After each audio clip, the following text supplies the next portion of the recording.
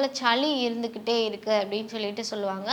So அந்த மாதிரி உள்ளவங்க என்ன பண்ணலாம் அப்படின்னு பார்த்தோன்னா, அதிமதுரம் எடுத்துக்கலாம். அதிமதுரம் ஸோ நல்லா காய வச்சு பவுட்ரு பண்ணி வச்சுக்கலாம்.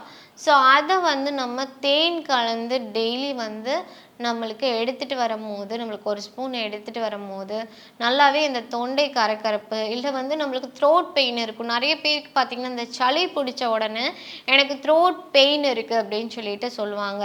தொண்டையில் மட்டும் சளி சேருதுங்க, நெஞ்சில் சளி இல்லை எனக்கு, தொண்டையில் மட்டும் சேருது அப்படின்னு சொல்கிறவங்களும் இருக்காங்க. இருமலும் நம்மளுக்கு உப்பிங் காஃப் மாதிரி ரொம்ப வருது. இந்த மாதிரி இது எல்லா பிரச்சனைகளுக்குமே பார்த்தோம் அப்படிங்கும்போது இந்த அதிமதுரம் பொடி இருக்குது தெரியுமா, அதை நல்லா நீங்கள் வந்து தேனில் கலந்து நீங்கள் டெய்லி எடுத்துகிட்டு வரும்போது நல்லாவே இந்த சளி, தொண்டையில் உள்ள கரகரப்பு, த்ரோட் பெயின் ஆகட்டும் எல்லாமே வந்து சீக்கிரமாகவே சரியாக ஆரம்பிச்சிடும்.